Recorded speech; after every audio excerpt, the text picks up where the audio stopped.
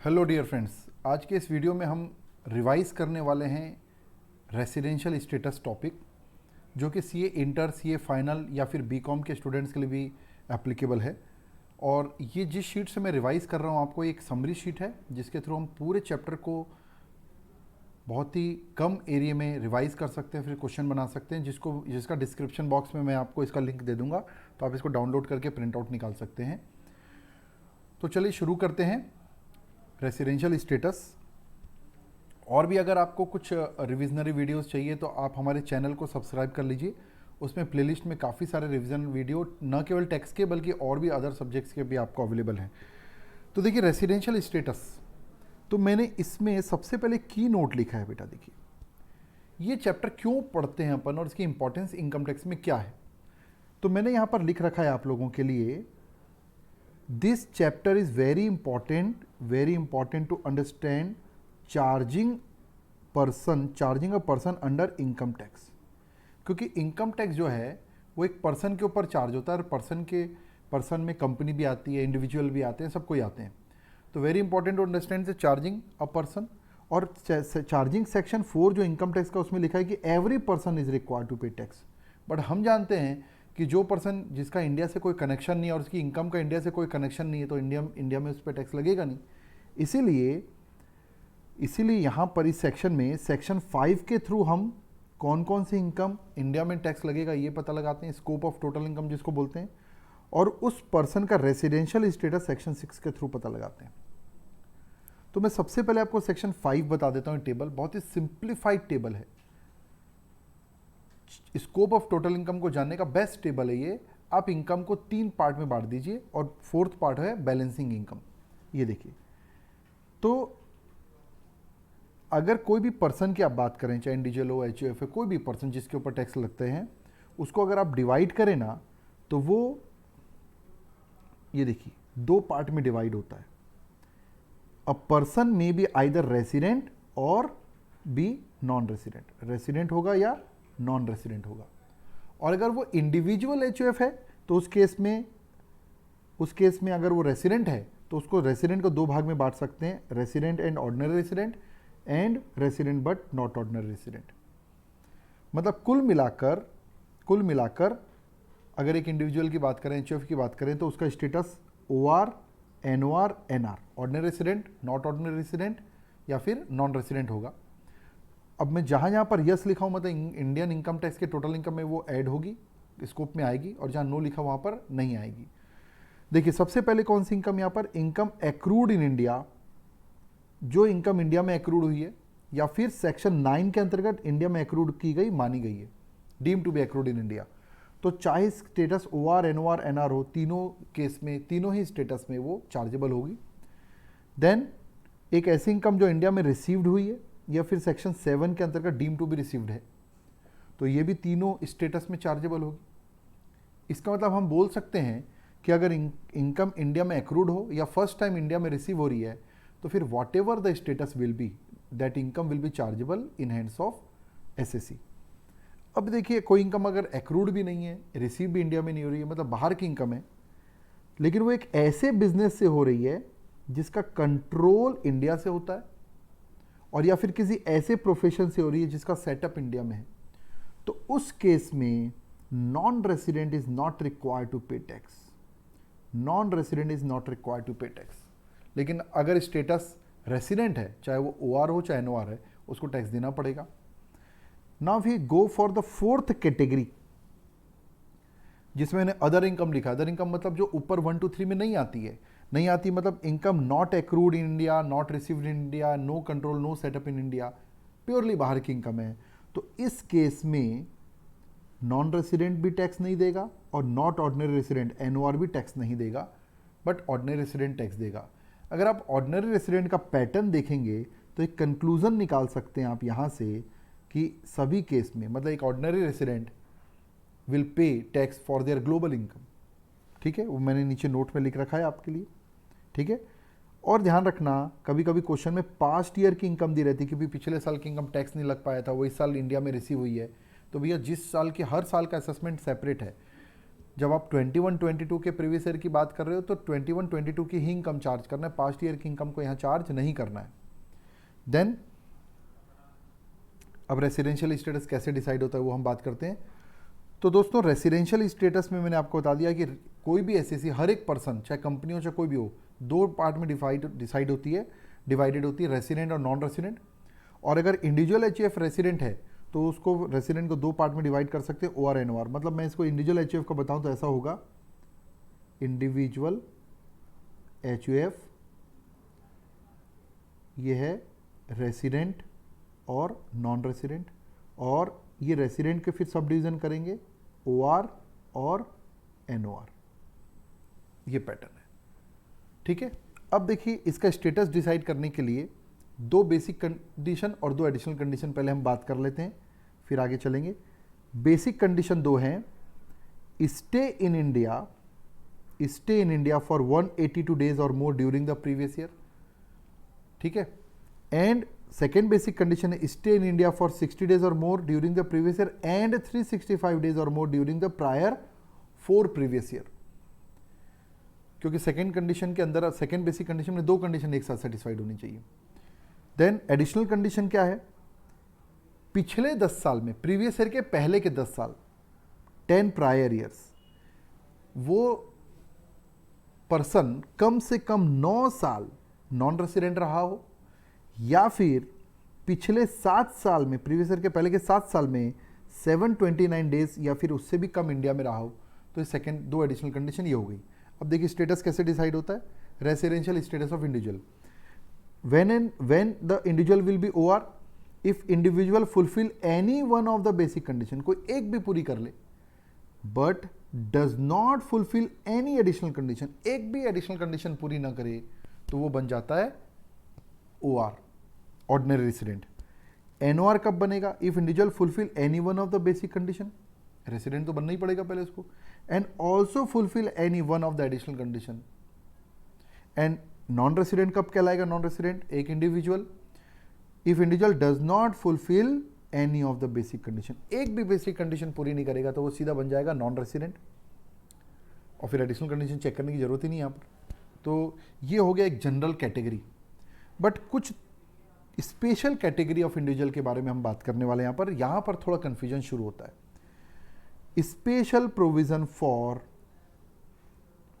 Individual, point number 1 किसके लिए बनाया गया ये, an Indian citizen who leaves India, India छोड़कर जा रहा है ड्यूरिंग द प्रीवियस ईयर। मतलब अगर हमारा प्रीवियस ईयर 21-22 है तो 21-22 के दौरान इंडिया छोड़ के जा रहा है, किस चीज के लिए जा रहा है, फॉर एम्प्लॉयमेंट के लिए जा रहा है, या फिर member of crew of Indian ship, कोई इंडियन शिप में वो काम करता है, कर्मचारी दल का सदस्य है, क्रू मेंबर है, और वो इंडिया से बाहर जा रहा है। ठीक है, तो इस केस में वो रेसिडेंट बनेगा, will be resident if they fulfil only first basic condition, मतलब 182 डेज वाली। सेकेंड कंडीशन इसके लिए एप्लीकेबल नहीं है। ठीक है, और अगर वो मेंबर ऑफ क्रू के रूप में जा रहा है तो वहां पर उस शिप में एक कंटिन्यूअस डिस्चार्ज सर्टिफिकेट होता है। उस सर्टिफिकेट में जिस दिन वो शिप में ज्वाइन किया और जिस दिन शिप से साइन ऑफ किया, उस पीरियड को टोटल पीरियड से माइनस करके स्टे इन इंडिया निकाला जाता है। यह मैंने यहाँ पर नोट लिख दिया है। नाउ एक ये कैटेगरी हो गई। अच्छा, अब अगर हम बात करते हैं कि भाई इसका ये रेसिडेंट फर्स्ट कंडीशन पूरी कर लिया, रेसिडेंट तो बन गया, तो सर OR NOR कैसे डिसाइड होगा, वो नॉर्मली एडिशनल कंडीशन फुलफिल करेंगे तो NOR, फुलफिल नहीं करेंगे तो OR।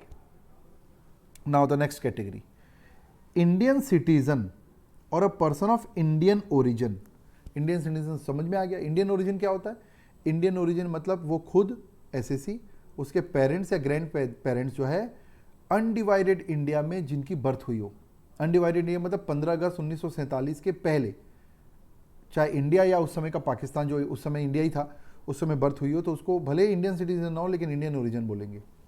हु इज अब्रॉड मतलब बाहर है। Who comes to visit in India, बाहर ही रहता है और इंडिया में आया है भी विजिट के लिए। तो ऐसे बंदे को दो पार्ट में बांटा गया है। पहला, if they have total income more than 15 lakh, और ये 15 लाख की टोटल इनकम निकालते समय जो इंडियन इनकम है, फॉरेन सोर्स की इनकम को नहीं लेना है, और फॉरेन में अगर कोई बिजनेस है लेकिन कंट्रोल इंडिया में हो रहा है या प्रोफेशनल सेटअप इंडिया में हो तो उसको लेना है. Then they will be resident if fulfil any of the following modified basic condition. Modified basic condition मतलब बेसिक कंडीशन को मॉडिफाइड किया, सेकेंड बेसिक कंडीशन को. तो कब रेसिडेंट होंगे? जब वो प्रीवियस ईयर में 182 डेज और मोर इंडिया में रहा हो, और या फिर सेकेंड बेसिक कंडीशन है इंडिया में प्रीवियस ईयर में 120 डेज, देखिए वहां पर 60 था या 120 कर दिया, 120 डेज और मोर, एंड पिछले 4 साल में 365 दिन या उससे ज़्यादा इंडिया में रहा हो, तब वो बनेगा रेसिडेंट. और एनओआर बनने के लिए एनओआर कब होगा? If fulfil any one of the following 3 additional condition. तो 1 और 2 एडिशनल कंडीशन तो सेम है यहाँ पर. पिछले 10 साल में 9 साल कम से कम नॉन रेसिडेंट और पिछले 7 साल में 729 डेज और लेस. और थर्ड एडिशनल कंडीशन से भी वो एनओआर बन जाएगा अगर वो फुलफिल किया तो. Stay in India during the previous year for 120 days और more but less than 182 days. तो इस केस में वो एनओआर बनेगा. और तीनों में से एक भी कंडीशन पूरी नहीं किया तो क्या बन जाएगा? ओआर. अब एक केस हमारा ये आता है कि भाई अगर उसकी 15 लाख से इनकम ज़्यादा नहीं है तो क्या होगा? ये देखिए, तो फिर वो नॉर्मल फर्स्ट वाला जो केस है सेम टू सेम होगा. अगर अप टू 15 लाख है तो उस केस में then they will be resident if he fulfil only first basic condition. बस कंप्लीट. और अगर बेसिक कंडीशन फर्स्ट पूरी करता है, रेसिडेंट बन गया, तो ओआर है कि एनओआर, वो नॉर्मल 2 बेसिक एडिशनल कंडीशन उससे डिसाइड होगा. Now one more category that is deemed resident. अब ये क्या है? If an Indian citizen having total income more than 15 lakh, if he is not liable to tax in any other country by reason of their domicile or residence or any other criteria. अगर दूसरी country में ये बंदा chargeable नहीं हो रहा है और हमारे इंडिया के नॉर्मल प्रोविजन के हिसाब से भी रेसिडेंट नहीं बन पा रहा है, मतलब नॉन रेसिडेंट अभी तक के जो प्रोविजन पड़े हैं, तो उसको हम यहाँ पर रेसिडेंट मान लेंगे. और रेसिडेंट भी कौन सा मानेंगे? एनओआर. मतलब इसके लिए और कोई डिसीजन की जरूरत नहीं है. This is the end of residential status of individual. Now come to the residential status of HUF. It is very quite simple. एक HUF का स्टेटस कैसे होगा? अगर उसका कंट्रोल एंड मैनेजमेंट HUF का होली और पार्टली, ध्यान रखिएगा, पार्टली कंट्रोल भी इंडिया में है तो वो रेसिडेंट कहलाएगी HUF. तो in that case that HUF will be resident. ठीक है, इसका मतलब नॉन रेसिडेंट कब होगी? जब कंट्रोल पूरी तरीके से बाहर है तो नॉन रेसिडेंट होगी. और अगर HUF रेसिडेंट बन गई है तो नेचुरली उसको सब डिवीजन करना है, OR है कि NOR. तो ये डिपेंड करता है कर्ता अगर बेसिक एडिशनल कंडीशन पूरी कर रहा है कि नहीं. तो OR NOR ऑफ HUF कैसे डिसाइड होगा? If karta of resident HUF fulfil any one of the additional condition of individual, then such HUF will be NOR, otherwise OR. Now the residential status of other person. Other person में except company को छोड़ दो, company का हम नीचे कर लेंगे. Actually में जितने भी एसएससी कंपनी को छोड़ के उन सबका स्टेटस जो है वो डिसाइड होता है, सबका स्टेटस डिसाइड होता है HUF जैसा ही, बस OR NOR में सब डिवीजन नहीं होगा. तो firm, AOP, BOI, trust, artificial person, cooperative society etcetera, if control management wholly और partly in India, then resident, otherwise non resident. Complete. क्योंकि OR NOR तो देखना ही नहीं है. और अगर हम कंपनी की बात करें तो Indian company will always be resident. अब यहाँ पर सब डिवीजन यहाँ भी नहीं होगा, Indian company will always be resident, decide करना ही नहीं है. और foreign company other than Indian company के लिए place of effective management is important word. अगर place of effective management India में है तो उसको रेसिडेंट बोलेंगे, अदरवाइज नॉन रेसिडेंट बोलेंगे. और प्लेस ऑफ इफेक्टिव मैनेजमेंट मतलब की मैनेजमेंट कहाँ पर हो रहा है वो देखा जाता है. फ्रेंड्स, उसके बाद सेक्शन 7 है deem to be received in India. Actually deem to be received in India जो है ये सैलरी हेड के साथ पढ़ना चाहिए तो समझ में आता है. तो जो प्रोविडेंट फंड वगैरह में जो एम्प्लॉयर्स कंट्रीब्यूट करते हैं ना, उसमें इस पर्सन के ऊपर के कंट्रीब्यूशन को इंडिया में रिसीव्ड मान लिया जाता है. तो इसको मैं स्किप कर रहा हूँ. Now come to the section 9. Section 9 is last concept of this chapter. Section 9 में क्या लिखा हुआ है? Income deem to be accrued और अराइज इन इंडिया. मतलब नीचे लिखे हुए पॉइंट में इनकम को इंडिया में एक्रूड मान लिया जाएगा, which is very important according to section 5. If it is accrued in India it will be chargeable in hands of even NR. तो सेक्शन 9(1) क्लॉज 1 की अगर मैं बात करूं तो क्या लिखा हुआ है देखते हैं। देखिए,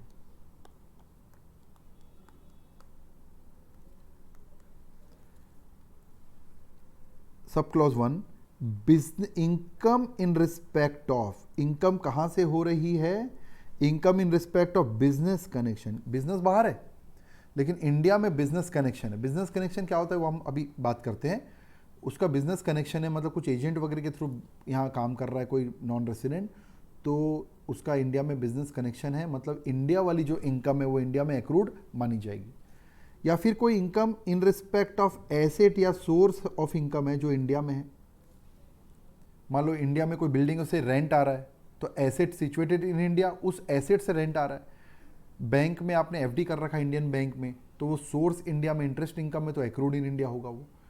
इवन आप कोई इंडिया में सिचुएटेड एसेट को बेचेंगे, ट्रांसफर करने से जो कैपिटल गेन आएगा वो भी आपका इंडिया में ही चार्जेबल होगा क्योंकि इंडिया में एक्रूड माना जा रहा है वो। ठीक है, उसके बाद हम सैलरी इनकम की बात करते हैं। अगर सैलरी इनकम को सिंपल वर्ड में बात करें तो अगर आप सर्विसेज या जॉब इंडिया में रेंडर्ड कर रहे हैं, इंडिया में दे रहे हैं, तो फिर वो सैलरी इनकम आपकी इंडिया में एक्रूड होगी। इन सिंपल वर्ड, आप जॉब किसके लिए कर रहे हैं, इंडियन कंपनी के लिए कर रहे हैं, फॉरेन कंपनी के लिए कर रहे हैं, वो इंपॉर्टेंट नहीं है सैलरी इनकम के लिए। आप फॉरेन कंपनी के लिए या इंडियन कंपनी के लिए किसी भी के लिए काम कर रहे हो और इंडिया में सर्विसेज रेंडर कर रहे हो तो salary income accrued in India. और सर्विसेज अगर आप इंडिया के बाहर रेंडर कर रहे हो तो वो इंडिया में एक्रूड नहीं है। तो salary is deem to be accrued और arise in India if it is earn in India. और अर्न इन इंडिया कब मानी जाएगी, if it is services rendered in India. तो कॉन्सेप्ट ये बना किसके लिए काम कर रहे हैं इंपॉर्टेंट नहीं, कहाँ काम कर रहे हैं इंपॉर्टेंट है। बट इसका एक एक्सेप्शन है क्लॉज नंबर 3 में। देखिए, अगर ये सैलरी गवर्नमेंट ऑफ इंडिया एक सिटीजन ऑफ इंडिया को दे रही है, जनरली इंडियन एम्बेसी जो बाहर रहती है उनको पेमेंट होता है, तो इंडियन गवर्नमेंट अगर इंडिया के बाहर एम्बेसी में जो सैलरी पे कर रही है, इंडियन सिटीजन को भेज रखी है वो, तो उनको वो तो सर्विसेज बाहर रेंडर्ड कर रहे हैं, फिर भी उसको इंडिया में एक्रूड माना जाएगा। हालांकि एक सेक्शन 10(7) में उनको मिलने वाला सैलरी तो टैक्सेबल होगी लेकिन उनके मिलने वाली अलाउंसेस और परक्यूजिट्स, परक्यूजिट्स मतलब फैसिलिटी, उनको एग्जेम्प्ट कर दिया गया है। नेक्स्ट है dividend paid by Indian company outside India. तो इंडियन कंपनी इंडिया में डिविडेंड दे रही है, ठीक है, वो तो वैसे ही चार्जेबल है। बट इंडियन कंपनी अगर इंडिया के बाहर भी डिविडेंड दे रही है, किसी नॉन रेसिडेंट को भी डिविडेंड दे रही है, तो वो डिविडेंड उस नॉन रेसिडेंट के लिए deem to be accrued in India, उसको टैक्स देना पड़ेगा इसमें। अब आपके माइंड में आता होगा सर फॉरेन कंपनी का डिविडेंड, तो अगर फॉरेन कंपनी का डिविडेंड इंडिया के बाहर पेमेंट हो रहा है तो वो इंडिया में एक्रूड नहीं है। नेक्स्ट, अब ये 3 इनकम की बात करते हैं। यहाँ पर इंटरेस्ट इनकम की पहले बात करते हैं। अगर इंटरेस्ट इनकम हो रही है किसी को भी बाहर, इवन बाहर नॉन रेसिडेंट को, जो पे कौन कर रहा है, गवर्नमेंट ऑफ इंडिया पे कर रही है। तो गवर्नमेंट ऑफ इंडिया पे कर रही है तो इसका मतलब है कि वो सामने वाले के हैंड में जिसको इनकम मिल रही है एक्रूड इन इंडिया है। और अगर कोई इंडियन रेसिडेंट पेमेंट कर रहा है तो इंपॉर्टेंट है कि फंड का उपयोग कहाँ हो रहा है। देखो, फंड अगर उसका use in India for business profession या किसी भी सोर्स में हो रहा है तो इंटरेस्ट इनकम एक्रूड होगा। और अगर इंटरेस्ट का पेमेंट नॉन रेसिडेंट कर रहा है तो उस फंड का उपयोग इंडिया में होना चाहिए और केवल बिजनेस प्रोफेशन में होगा, तभी वो एक्रूड होगा, अदर सोर्स नहीं लिखा हुआ है यहाँ पर। नेक्स्ट है रॉयल्टी इनकम की बात करते हैं। तो अगेन गवर्नमेंट अगर पेमेंट कर रही है तो एक्रूड इन इंडिया है। कोई रेसिडेंट पेमेंट कर रहा है तो उस रॉयल्टी को पेमेंट करने के लिए जो सर्विसेज मिली है उसको, उसका यूज़ इंडिया में किसी बिजनेस प्रोफेशन में या अदर सोर्स में हो किसी में भी, तो वो रॉयल्टी इनकम रिसिपिएंट के लिए एक्रूड इन इंडिया है। नॉन रेसिडेंट अगर पेमेंट कर रहा है तो उसका यूज़ इंडिया में बिजनेस प्रोफेशन या अदर सोर्स में हो। आप ध्यान देंगे कि ये और यहाँ पर ये डिफरेंस है।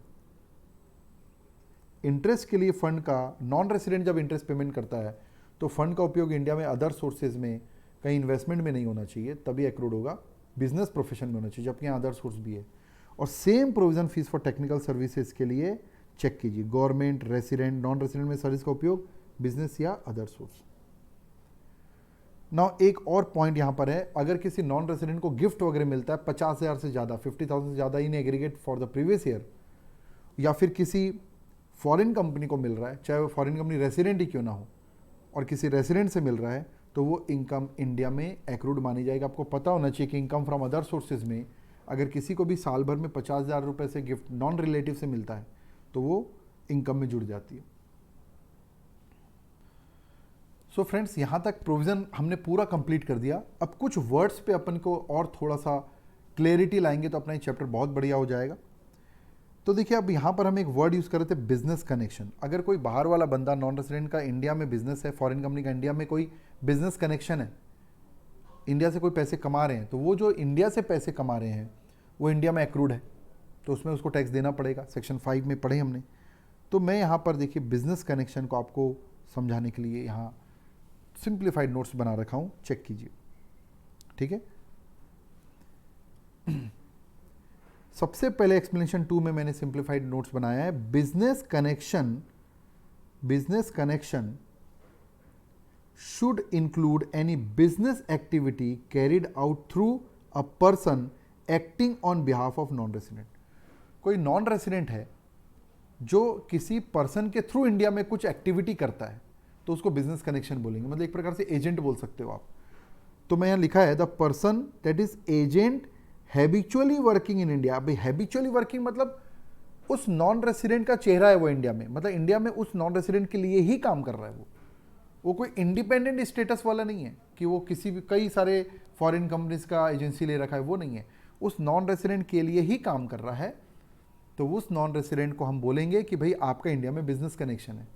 Acting on behalf of non resident must have an authority, और उसके पास क्या अथॉरिटी है, टू कंक्लूड द कॉन्ट्रैक्ट। उस नॉन रेसिडेंट के इंडिया में कॉन्ट्रैक्ट कंक्लूड कर सकता है, स्टॉक मेंटेन कर सकता है डिलीवरी के लिए, या फिर ऑर्डर सिक्योर कर सकता है। तो बोला जाएगा कि उस नॉन रेसिडेंट का इंडिया में बिजनेस कनेक्शन है। हालांकि इंडिपेंडेंट स्टेटस वाला नॉन एजेंट को यहाँ नहीं कवर किया गया है, ठीक है।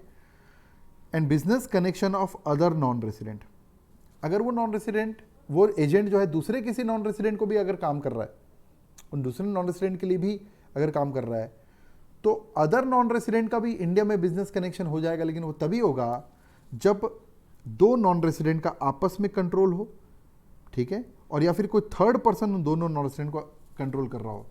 एग्जाम्पल, मान लो एक हमारा मिस्टर एक्स है जो नॉन रेसिडेंट है, और मिस्टर वाई है जो अदर नॉन रेसिडेंट है। नॉन रेसिडेंट 2 लिख देता हूं मैं। मिस्टर ए जो है इसके लिए तो नॉर्मली काम कर रहा है इंडिया में, तो मिस्टर नॉन रेसिडेंट एक्स का तो इंडिया में कनेक्शन हो ही गया, और इस अदर नॉन रेसिडेंट के लिए भी काम कर रहा है। तो अदर नॉन रेसिडेंट को तभी इंडिया में बिजनेस कनेक्शन बोलेंगे जब एक्स का वाई के ऊपर कोई कंट्रोल हो, या फिर वाई का एक्स के ऊपर कोई कंट्रोल हो, या किसी third person that is Z का एक्स एंड वाई के ऊपर एक साथ कंट्रोल हो। तो ये यहां पर लिखा हुआ है। Now the explanation 2A। अब ये 2018 के बाद एक नया क्राइटेरिया टेक कंपनीज के लिए आ गया, जो अमेजॉन हो गई या फिर नेटफ्लिक्स हो गई, जो इंडिया में ऑनलाइन बिजनेस कर रही है, उनको टैप करने के लिए एक वर्ड दिया उन्होंने, सिग्निफिकेंट इकोनॉमिक प्रेजेंस। और उन टेक कंपनीज को इंडिया में सिग्निफिकेंट इकोनॉमिक प्रेजेंस कब माना जाएगा, इसके लिए 2 क्राइटेरिया दिया। अगर उन लोगों के यहाँ पर जो डाटा डाउनलोड कर रहे हैं लोग, या फिर इंडियन सब्सक्राइबर्स के थ्रू काम कर रहे हैं, और इंडियन सब्सक्राइबर से 2 करोड़ से ज़्यादा का रेवेन्यू साल भर में उनको आ रही है, या फिर रेवेन्यू नहीं आ रही हो भले, लेकिन उनके 3 लाख से ज़्यादा का सब्सक्राइबर बन रखें, कम से कम 3 लाख सब्सक्राइबर बन सकें, तो ऐसी टेक कंपनीज को इंडिया में सिग्निफिकेंट इकोनॉमिक प्रेजेंस माना जाएगा। और अगर वो सिग्निफिकेंट इकोनॉमिक प्रेजेंस है तो फिर वो इंडिया में बिजनेस कनेक्शन हो गया उनका, और यहाँ से जो इनकम कमा रहे हैं, जो यहाँ की इनकम जो है उसको इंडिया में उनको टैक्स देना पड़ेगा। और कोई फ़र्क नहीं पड़ता कि वो टेक कंपनी इंडिया में एग्रीमेंट कर रही है कि नहीं कर रही, कोई फ़र्क नहीं पड़ता, या फिर उनका रेसिडेंस होना ज़रूरी नहीं है, बिजनेस होना ज़रूरी नहीं है, सर्विसेज इंडिया में डायरेक्टली देना ज़रूरी नहीं है। हाँ, ये बात ज़रूर है कि इनकम जो इंडिया में एट्रीब्यूटेबल है वो इनकम बस यहाँ पर एक्रूड इन इंडिया मानी जाएगी। फिर यहाँ पर एक एक्सप्लेनेशन 1 आता है जिसमें 5 पॉइंट दिए हुए हैं। इन 5 एक्टिविटी को इंडिया में बिजनेस कनेक्शन नहीं माना जाएगा, मतलब इंडिया में इन 5 एक्टिविटी के कारण कोई भी टैक्स देने की इनको ज़रूरत नहीं है। Following transaction will not be treated as business connection. पहला, income which can not be reasonably attributable to the operation of India. India में जो काम हो रहा है, तो जो इनकम हो रही है वो इंडियन किसी ऑपरेशन के कारण नहीं हो रही है, जो एक्टिविटी इंडिया में नहीं हो रही है उसको हम यहाँ पर एक्रूड इन इंडिया नहीं मानेंगे। इंडिया में परचेस किया जा रहा है गुड्स किसी नॉन रेसिडेंट के द्वारा और उसको केवल एक्सपोर्ट का काम करते हैं, purchase from India only for export, इस एक्टिविटी को छोड़ दिया गया। बाहर की जो जितने भी न्यूज़पेपर है, न्यूज़ एजेंसीज हैं, वो इंडिया में न्यूज़ और व्यूज़ कलेक्ट करती है, जिसको बाहर इंडिया के बाहर वो ट्रांसमिट करती है, इसको भी छोड़ दिया गया है। अगर कोई मूवी की शूटिंग हो रही है जो कि फॉरेन फर्म के द्वारा या फिर फॉरेन नॉन रेसिडेंट्स के द्वारा की जा रही है, जिसके कोई भी पार्टनर्स वगैरह इंडियन नहीं है, तो इनको छोड़ दिया गया है। और फॉरेन माइनिंग कंपनीज जो होती है ना, अगर वो यहाँ पर इंडिया में माइनिंग कर रही है और रफ डायमंड वगैरह को SNZ मतलब स्पेशल नोटिफाइड जोन में डिस्प्ले का एक्टिविटी करती है, तो इसको भी इंडिया में बिजनेस कनेक्शन नहीं माना जाएगा। Now explanation 5।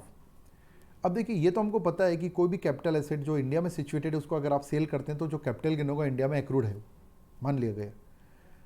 अब एक क्वेश्चन आता है कि भाई फॉरेन कंपनी जो है उसके शेयर को क्या बोलेंगे। तो फॉरेन कंपनी का शेयर इंडियन एसेट नहीं माना जाता, लेकिन फॉरेन कंपनी का शेयर इंडियन एसेट तब माना जाएगा जब उस फॉरेन कंपनी की मेनली एसेट जो है वो इंडिया में है। और अगर ऐसा है तो उस फॉरेन कंपनी का बेचने से जो कैपिटल गेन हुआ वो इंडिया में एक्रूड हो जाएगा। तो ये वर्डिंग क्या लिखिए, ये देखिए, कब उसको फॉरेन कंपनी के शेयर को इंडिया के एसेट कब मानेंगे, if the share and the interest directly or indirectly its value derive its value substantially from asset located in India. मतलब उस एसेट, उस शेयर की मेन वैल्यू तो इन एसेट जो है वो उस कंपनी के एसेट इंडिया में है। ठीक है, हालांकि डिविडेंड इनकम के बारे में बात नहीं हो रही, नीचे नोट में लिखा है declaration dividend of foreign company outside India would not be deemed to be accrued in India. Now अब यहाँ कुछ रॉयल्टी की डेफिनेशन मैंने दे रखा है।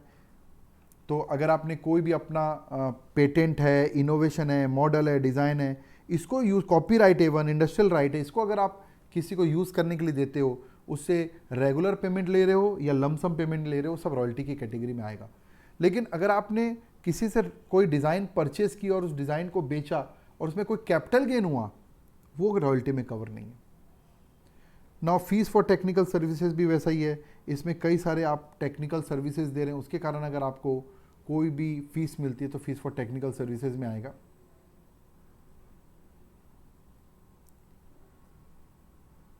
Now this chapter is and. अब कुछ मैं आपको यहाँ पर इंपॉर्टेंट पॉइंट्स बस बता देता हूँ जो जनरली रेसिडेंशियल स्टेटस निकालते समय काम आती है, इसको सुनते जाइए। देखिए, जब इंडिया में स्टे इन इंडिया को अब जब काउंट करते हैं तो कंटिन्यूस पीरियड होना ज़रूरी नहीं है, अलग अलग पीरियड में भी आ रहा है और एक पर्सन वापस जा रहा है तो उसको सबको प्रीवियस ईयर का जोड़ कर देखेंगे। और इवन वन प्लेस में होना जरूरी नहीं, इंडिया के अलग अलग प्लेस में हो सकता है, इवन इंडियन टेरिटोरियल वाटर में भी हो सकता है, इंडियन एयर में हो सकता है, इंडियन माइंस में हो सकता है, इंडियन सी एरिया में हो सकता है, कहीं भी हो सकता है। नॉर्मली जिस दिन इंडिया में बंदा पॉइंट नंबर 4 देखिए एंटर करता है और जिस दिन इंडिया से बाहर जाता है तो कितने बजे इंडिया आया और कितने बजे इंडिया से गया है वो तो पता नहीं रहता। इसलिए जिस दिन इंडिया में एंटर किया और जिस दिन इंडिया से बाहर गया, दोनों ही डेट को स्टे इन इंडिया में काउंट करना चाहिए। अगर कभी टाइम दे दिया तो फिर जिस दिन इंडिया आया है उस दिन कितने घंटे इंडिया में रहा और जिस दिन इंडिया से बाहर गया कितने घंटे रहा, उन सब आवर्स को, ब्रोकन पीरियड के आवर्स को जोड़ दीजिए। 24 आवर का चंक होने के बाद उसको एक दिन काउंट करेंगे। तो नॉर्मली नहीं दिया रहता है एग्जाम में। इंडिया मीन्स इंडिया में टेरिटोरियल वाटर भी आता है, जो सी बेड्स आता है, ऊपर की एयर आती है, एयर स्पेस आता है, सब चीज़ इंडिया में आता है। Then receipt of India, receipt of income India मतलब फर्स्ट टाइम रिसीप्ट। इवन अगर कोई एसएससी का एजेंट ने भी इनकम को रिसीव कर लिया एजेंट एसएससी के बिहाफ में, तो भी रिसीट मान लिया जाएगा। मतलब अगर कोई इनकम इंडिया के बाहर रिसीव हो गई है एसएससी को और बाद में इंडिया भेज दिया, या फिर इंडिया में किसी रेसिडेंट, किसी पर्सन का एजेंट ने इंडिया के बाहर इनकम रिसीव की और उसने इंडिया में पर्सन को भेज दिया, तो वो रेमिटेंस है, रिसीव्ड आउटसाइड इंडिया है वो। फिर रेसिडेंशियल स्टेटस हर प्रीवियस ईयर का हर साल निकाला जाता है, चेंज हो सकता है। सिटीजनशिप और रेसिडेंशियलशिप अलग अलग चीज़ है। इंडिया में जब आता है तो किस पर्पज़ के लिए आ रहा है कोई इंपॉर्टेंस नहीं, किसी भी पर्पज़ के लिए काउंट करेंगे। कंट्रोल मैनेजमेंट मतलब डे टू डे कंट्रोल को नहीं देखा जाता, मेन कंट्रोल को देखा जाता है, मतलब जहाँ बोर्ड ऑफ डायरेक्टर्स की मीटिंग हो रही है। देन इंडियन ओरिजिन मैंने बता दिया, जो खुद या फिर उसके पेरेंट्स या ग्रैंड पेरेंट्स अनडिवाइडेड इंडिया मतलब बिफोर 15 अगस्त इंडिया या जबकि पाकिस्तान बांग्लादेश में जिसकी बर्थ हुई है। ओके फ्रेंड्स, तो आज के इस वीडियो में इतना ही। आप इस रिवीजन के बाद अगर आप स्टडी मटेरियल के क्वेश्चंस भी अगर प्रॉपरली सॉल्व कर लेंगे तो आपका काफ़ी कॉन्फिडेंस में बढ़ जाएगा। और भी रिवीजन वीडियो हम इसमें डालते रहेंगे। आप ज़रूर से इस वीडियो को लाइक कीजिए, इससे हमारा हौसला बढ़ता है। और चैनल को सब्सक्राइब कीजिए, इसमें प्लेलिस्ट में जाइए, काफ़ी सारे इसमें वीडियोस आपके रिवीजन के लिए डले हुए हैं, उसका बेनिफिट उठाइए। और ज़रूर अपने फ्रेंड्स को शेयर कीजिए। पढ़ने का और अच्छा तरीका होता है कि आप अपने ग्रुप में शेयर करके आपस में पहले वीडियोस को देख लीजिए, फिर आपस में एक डिस्कशन कर लीजिए, चाहे फिजिकली डिस्कशन में या फिर आप वीडियो कॉल के थ्रू डिस्कशन कर लीजिए। तो वो एक जो लेवल आएगा उसका लेवल का कोई मुकाबला नहीं रहेगा। तो ओके फ्रेंड्स, आई होप ये वीडियो आपको पसंद आया होगा। Thank you.